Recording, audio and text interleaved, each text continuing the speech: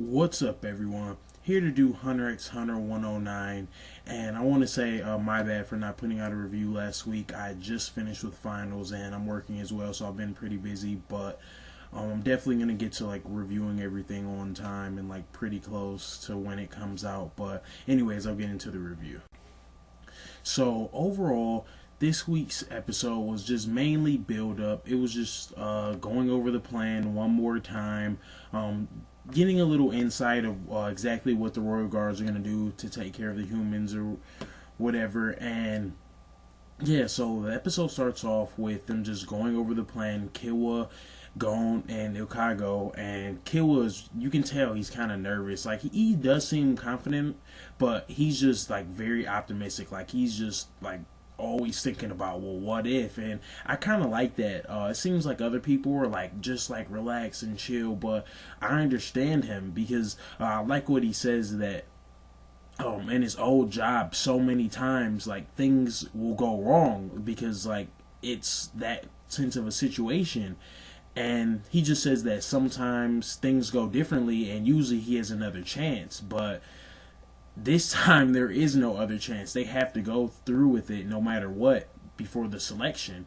So they talk about this is their only chance. And they also go over how if P2's Aurora is there, then they'll know that she's there, but there is a chance that the Aurora's not there and then something will be off. So they try to decipher why Nove was able to get into the palace and why Neferpitu's end wasn't there. So they end up calling Colt, and Colt ends up telling them that when she's healing someone, her end has to be off. So they are trying to figure out who she was healing, which we know it was the king.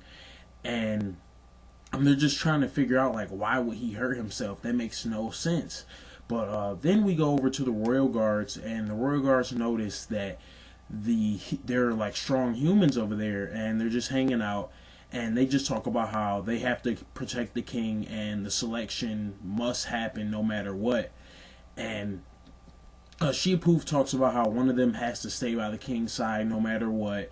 And right after that, they notice, or Neferpitu notices that their presences disappears. So, as the plan was, or we already knew what was going on with the plan, is that they assume that they're going to be marching with the humans.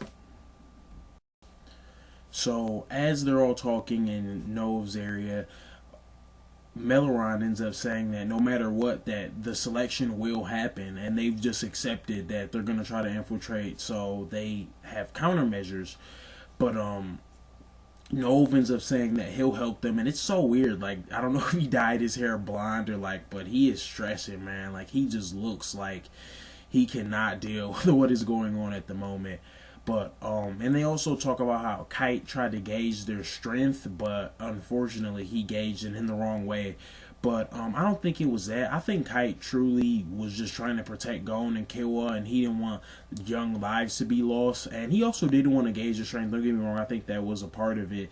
But Kite, in my opinion, when he felt P2's end, he knew that she was like super strong. But that's kind of besides the point. But after that, we go back over to the king and Neferpitu, and he says, "Did you know she was being attacked?" And he said, "Yeah, but it's so weird to say whether it's a he or she or not." But she says that yeah, she knew, but it didn't affect him. And he says, "Make sure you protect him or protect her next time." And right after that, we go over to no, because he's like taking or watching what's going on, and he notices that Sheepoof is using hypnosis because all these people from marching, they're really tired and their minds are really weak at the moment. So he's using hypnosis, and the reason for is when all the bloodshed starts happening, they're just gonna act normal because they're gonna be hypnotized. But Morale ends up saying that this will work to their advantage and they can go crazy without people like running everywhere and being stampeded, because that was one of their biggest like problems they would thought about. So the rest of the episode is mainly like going through everybody what they're thinking, and I really like that, just seeing where everybody's head at before the fight, or where everyone's head is at. And Shoot notices that Killua is different and he's brimming with confidence, but he notices that he's fading away, which I couldn't really like figure out what he meant by that. But I think Killua knows, like, okay, either way, like, say they lose and like everyone dies or whatever, then like him and Gon won't be friends anymore. But he thinks about it at the same time that he made this is what I thought about. He made that promise that he would leave Gon, because that's the type of person he is after all this was over. So yeah, I'm just definitely wondering like what exactly Shoot meant by fading away. But Shoot himself, he's like, I don't have time to worry about people. I'm scared myself. But Knuckle just talks about he hopes the king has a good heart, and he says other ants must die. So I'm not sure what he means by that, because if they kill his subordinates, like, I figured like he won't just like have a change of heart even if he is beaten. But I'm not really exactly sure what he meant by that. But Gon, he talks about how he's gonna turn Kite back, like, no matter what, and he said he will defeat that ant, talking about Neferpit too, because he's just so shook up about what happens. But I like how they showed that, or Killua says that Gon seems really focused and in tip-top shape, which I definitely like that. And Killua has a new technique apparently, which I'm really excited to see that, because I like his lightning-based power, so I just wonder what else he's going to come up with. But we go over to Morale, and this is just horrible, because he's obviously one of their strongest fighters. Morale is only at 35%. So yeah, like, I don't know how that one's gonna work out, or who exactly he's gonna fight.